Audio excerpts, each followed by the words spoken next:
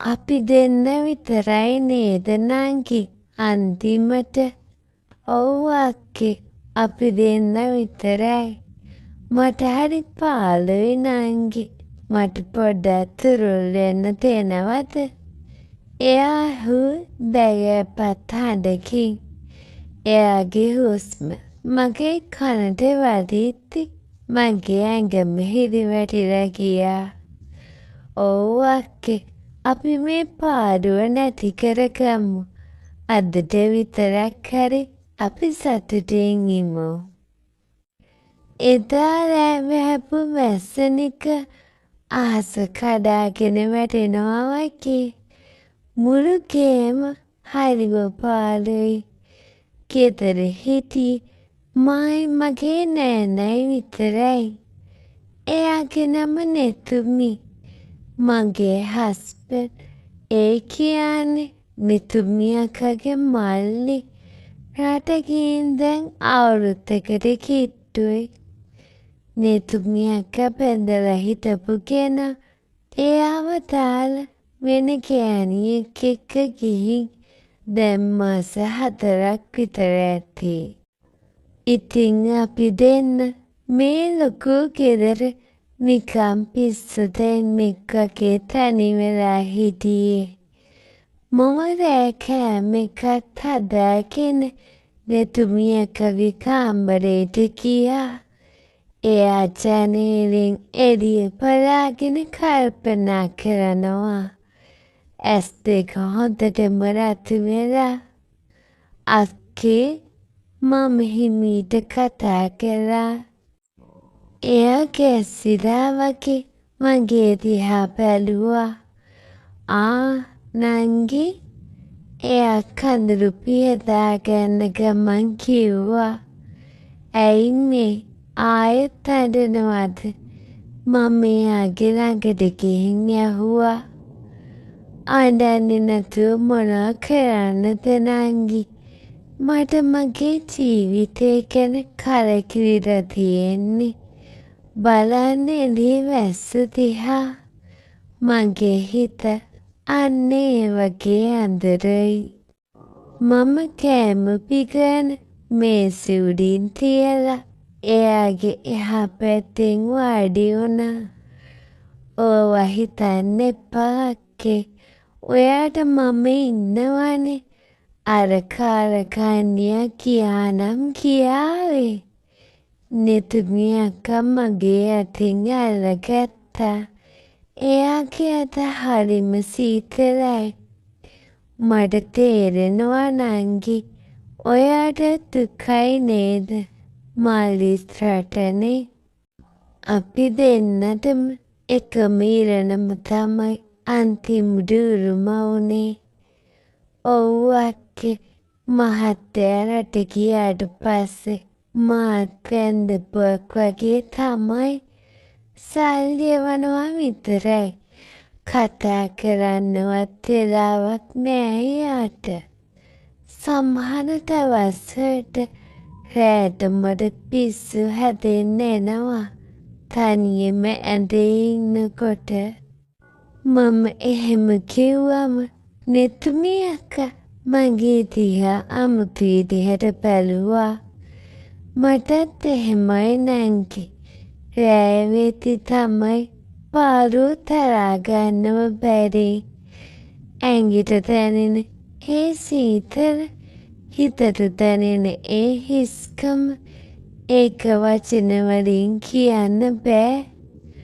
අපි දෙන්න ටික වෙලාවක් යනකම් මොකුත් නොකිය ඉඳගෙන හිටියා.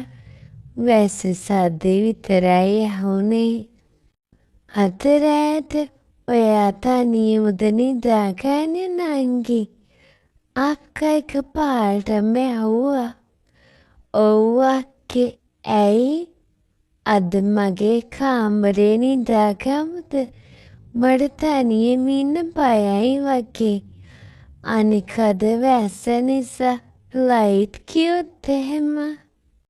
මටත් හිතුණා ඒක හොඳයි කියලා. මොකද මටත් ඒ වෙලාවේ ලොකු පාළුවක් දැයිලයි තිබුණේ.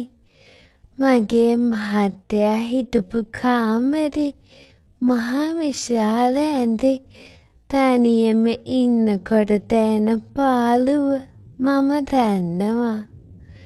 අක්කේ මම එහෙනම් මෙහෙ නිදාගන්න. යමු අපි කාලෙමු ඉස්සෙල්ලා. අපි දෙන්න රෑට කෑම කෑවා. එදා වෙනදට වඩා අපි දෙන්න අතරේ ලොකු බැඳීමක් ඇති වුණා වගේ මට දැනුණා. කාලේ ඉවර වෙලා අපි දෙන්න ඇඳට ගියා. ඇඳේ හාන්සි වෙලා අපි ආයෙත් කතා කරන්න ගත්තා. නංගි ඔයාට මල්ලියෝ මතක් වෙන්නේ නැද්ද? අක්කමගේ පැත්තට හැරිලා ඇහුවා. මතක් වෙනවා අක්කේ. ඒත් වැඩක් නෑනේ. එයා සැප විඳිනවා. මං මෙහෙ දුක් විඳිනවා. ගෑනු අපිට කසාද බැන්දට පස්සේ ලැබෙන සැපක් නෑ. නිතුන් යකා හූලලා මගේ ඇඟට තව ටිකක් ලං වුණා. එයාගේ උණුහුම මගේ ඇඟට දැනුණා. ඒක ඇත්ත නංගි. මගේ මිනිහා මාව දාලා ගියේ වෙන එකක් පස්සේ. මල්ලඟ අඩුපාඩුවක් තිබිලා නෙමෙයිනේ. එයා එහෙම කියලා මගේ පපුවට ඔළුව තිබ්බා. මම එයාගේ ඔළුව අත ගෑවා. එයාගේ කොණ්ඩේ හරිම සිනිඳුයි.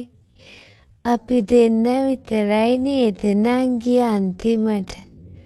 ඔව් අක්කේ. අපි දෙන්න විතරයි. එයා එකපාරටම මගේ මූණ දිහා බැලුවා. කාමරේ ලයිට් එක නිවා තිබුණත් එළියෙන් එන වීදි රාම්පු එළියේ මට එයාගේ ඇස් දිලිසෙනවා පෙනුණා. ඔයාගෙන් හරි උණුසුම් නංගි. අක්කා මගේ අතක් අරගෙන එයාගේ තම්බුරට තියාගත්තා. මට අමුතු හැඟීමක් දැනුණා. ඒ වෙලාවේ අපි දෙන්නම හිටියේ ලොකු ආවේගයකින්. පිරිමි නැති ගෙදරක පිරිමි සුවඳක් නැති ඇඳක අපි දෙන්න තනි වෙලා. ඒ වෙලාවේ මට හිතුණා නෙතුමි අක්කත් හොයන්නේ මම හොයන දෙයමයි කියලා. මට හරි පාළුයි නංගි. මට පොඩ්ඩක් දුරු වෙන්න දෙනවද? එයා ඇහුවේ බගෑපත් හඬකින්. අනේ එන්න අක්කේ. මම එයාව මගේ පපුවට තද කරගත්තා. අපි දෙන්න තදින් බදාගත්තා. අවුරුදු ගානකින් නොලැබුණු උණුහුමක් ආදරයක් ඒ වෙලාවේ මට දැනුණා. අක්කා මගේ පෙරලස්සේ මූණ ඔබාගෙන සුවඳ බලනවා වගේ මට දැනුණා. ඔයාගේ සුවඳ හරිම සනීපයි. එයා මිනිනවා. මටත් තිබේම එයාගේ පිට අත ගෑවුණා. මගේ හස්බන්ඩ් නැති අඩුව එයාගේ හස්බන්ඩ් නැති අඩුව අපි දෙන්න ඒ වෙලාවේ එකිනෙකාගෙන් පිරිමහ ගන්න පටන් ගත්තා. අපි දෙන්නට කවුරුත් නෑ නංගි. අපි දෙන්නට අපි විතරයි. අක්කා මගේ කාඩ කියලා කිව්වා.